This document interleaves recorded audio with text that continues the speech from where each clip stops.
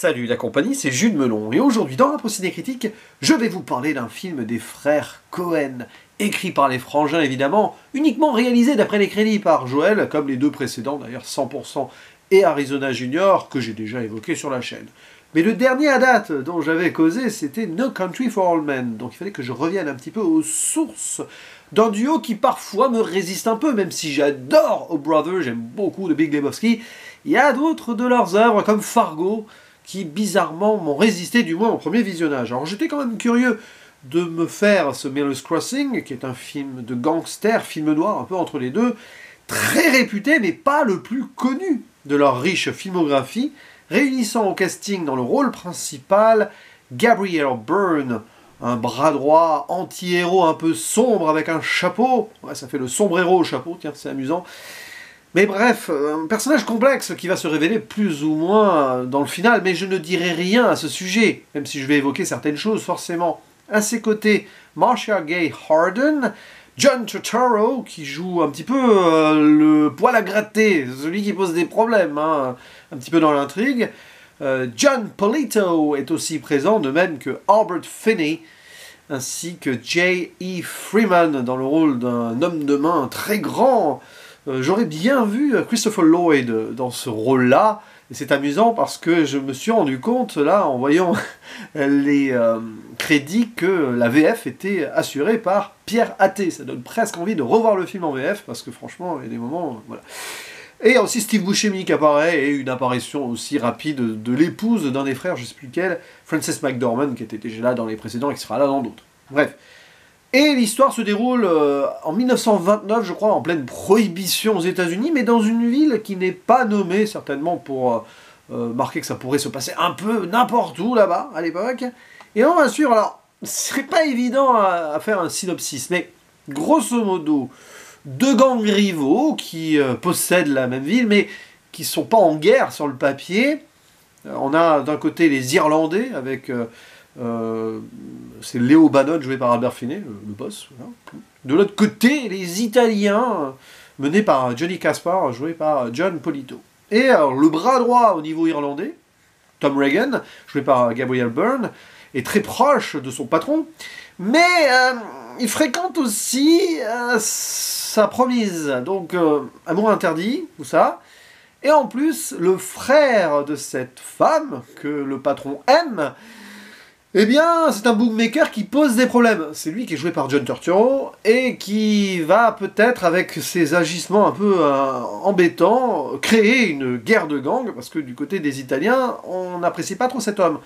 Donc, Tom, en ami, en homme de main, en bras droit plutôt, propose quand même à Léo, donc le chef de la mafia irlandaise, de se débarrasser de Bernie, sauf que c'est le frère de celle qu'il aime, donc c'est compliqué. Et du coup, il va se passer beaucoup de choses. Tom, assez cryptique dans son attitude, va être au milieu de cela et tenter de garder sa place ou de se faire une place peut-être dans le milieu.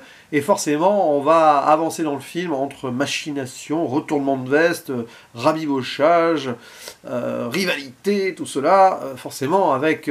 cet amour interdit au milieu, le frangin qui fait n'importe quoi, et donc la mafia irlandaise contre la mafia italienne. Et ça donne un film qui rend hommage donc à ces films de gangsters noirs d'avant, mais avec la tonalité des frères Coen, c'est-à-dire avec un humour noir très incisif, de la violence aussi, et un côté burlesque, absurde par moments, qui peut-être explique un petit peu la perdition, enfin les errances parfois de notre anti-héros qui semble être un peu paumé, mais en fait peut-être qu'il a l'air plus intelligent qu'il n'y paraît ou pas, on ne sait pas trop ses motivations, et ça peut perturber tout au long du visionnage.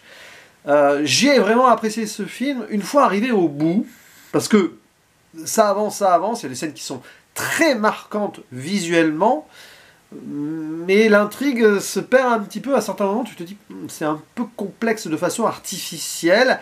Puis, avec le recul, tout en visionnant et en arrivant vers la fin, tu te dis, ouais, c'est peut-être volontaire aussi, c'est une situation assez absurde, il y a une forme de satire aussi de ce monde des gangsters, mais c'est traité peut-être parfois trop sérieusement, l'équilibre du ton est particulier, c'est souvent ça qui me pose problème chez les frères Coen, c'est que parfois tu sens qu'ils Ah oui, il y a un côté second degré, humour très particulier, mais pince sans rire parfois, mais ça reste quand même cadré sur du sérieux, forcément, parce qu'ils développent une histoire. Souvent, leurs histoires sont très intéressantes et de facto bien écrites.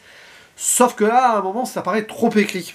Sauf que quand tu arrives au bout, le film fait une sorte de cercle, sans en dire plus, mais on a l'évolution de ce personnage principal qui a quelque chose de fort en lui. C'est que on ne sait pas trop à quoi il pense. Est-ce qu'il est vraiment ami avec ce patron irlandais? Est-ce qu'il est vraiment amoureux de cette femme? Ou est-ce qu'il veut agir pour ses propres intérêts? Quand il va voir l'ennemi à un moment, pourquoi? Et on comprend du coup toute l'importance du chapeau. Parce qu'à un moment même, on le voit le chapeau qui est par terre, etc. Oui, ça cache ce qu'il a vraiment dans la tête. Et à la fin, est-ce que ça se révèle ou non? J'en dis pas plus. Mais jusqu'au bout, ce chapeau a une importance. Et là, j'ai envie de dire chapeau aux frères Cohen sur ce point-là, parce que la dernière séquence permet de justifier tout ce qui a été fait avant. Mais c'est pas un film évident. Une fois arrivé au bout, premier visionnage, je te dis, il faudra que je le revoie. Et c'est peut-être d'ailleurs pour cela qu'à l'époque, Fargo, peut-être Burn After Reading aussi, que j'ai pas aimé, et j'ai peut-être jugé trop hâtivement ces films-là, et qu'il faudra que je les revoie et que j'en parle fatalement, parce que je les ai pas encore évoqués sur la chaîne, parce que je pense que c'est parfois ça, les frères Cohen. À certains moments, c'est direct, tu vas apprécier, comme Oh Brother ou The Big Lebowski, hein, voilà, même 100%, j'ai vraiment beaucoup aimé, et l'autre que je n'ai pas cité ici. Pour d'autres, peut-être qu'il y a besoin d'y revenir, parce qu'il y a plusieurs couches comme cela. Et évidemment, c'est un film qui est bourré de références, donc déjà, sur le plan visuel, j'en parlais vite fait tout à l'heure, mais photographie impeccable, reconstitution. Alors, c'est Barry Sonnenfeld qui s'occupe donc des images, il est le chef-op, il a été le chef-op sur les deux précédents, et c'est son dernier film en tant que assistant, on va dire, enfin, réalisateur bis, parfois j'appelle ça comme ça, hein, le chef-op, c'est vraiment aussi un autre, c'est vraiment l'assistant numéro 1 du réalisateur, et c'est sa vision qui parfois aide le metteur en scène, et après, il deviendra réalisateur à part entière, chef de projet, si vous voulez, avec la famille Adams. Et c'est marrant, parce que la famille Adams, on y retrouvera vraiment Christopher Lloyd, et puis il y a cette ambiance un peu, même si c'est pas pseudo-horrifique, il y a l'humour aussi qui va avec, donc je pense que ce film-là lui a peut-être donné envie d'adapter La Famille Adams. Je ne sais pas, je balance ça comme ça, peut-être que c'était déjà en projet. Donc c'est vraiment fidèle à ce qu'on peut imaginer le film de gangster avec le film noir, sauf que ça c'est en couleur, hein, mais quand même.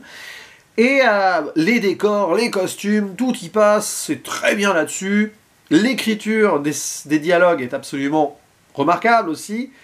Et certaines scènes loufoques, notamment avec le fils du mafieux italien. Là, et puis à un moment, il y a un enfant face à un mort, il va voler la perruque du mort. Enfin, il y a des petits trucs comme ça. Tu sens que la corruption, la perversité est partout dans ces villes-là où le gangstérisme, le crime règne. Enfin, où est la morale au final? Dans ce film, on la cherche, c'est pas facile. Hein. Et puis bien sûr aussi ce point d'ancrage absolu, d'où le titre du film, Miller's Crossing, au milieu d'une forêt, là où on va exécuter les gens. Scène très forte à un moment d'ailleurs, qui va avoir une répercussion après. Et c'est là d'ailleurs on te dit qu'il y a une forme d'absurde et de burlesque, puisque sur une exécution, hein, vers le milieu du film, je ne vais pas détailler, ouais, on envoie quelqu'un tuer, tu vas le tuer et tout, mais ils vont même pas vérifier après, c'est complètement idiot, parce qu'en vrai ils auraient vérifié, hein, probablement, et puis même il y aurait quelqu'un qui aurait accompagné, hein, même si c'est un test, tu vas tuer cette personne devant nous et tout, on va se débarrasser là-bas, au milieu de nulle part, mais il y a forcément quelqu'un qui doit être témoin, parce que sinon, voilà ce qui peut se passer, hein, et puis ça complexifie la situation derrière. Mais au final, tu te dis c'est fluide finalement. Il y a des trucs que tu n'as pas forcément compris au milieu du film, blablabla.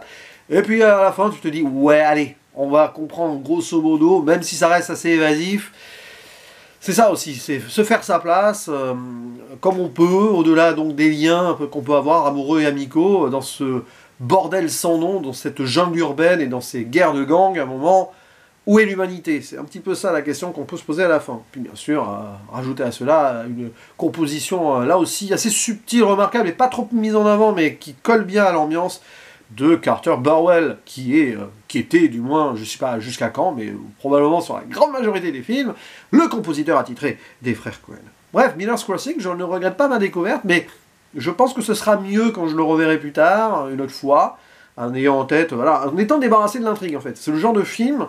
tu découvres des buts, à l'intrigue, et après il faut les revoir en étant, voilà, en oubliant un petit peu les méandres du scénario et en regardant du coup l'objet cinématographique en tant que tel, avec les références qui sont multiples et variées, notamment dès le début, vous allez penser au parrain, fatalement, clairement, je pense que c'est volontaire. À vous la parole dans les commentaires, il ne me reste plus qu'à vous dire à la prochaine, ciao.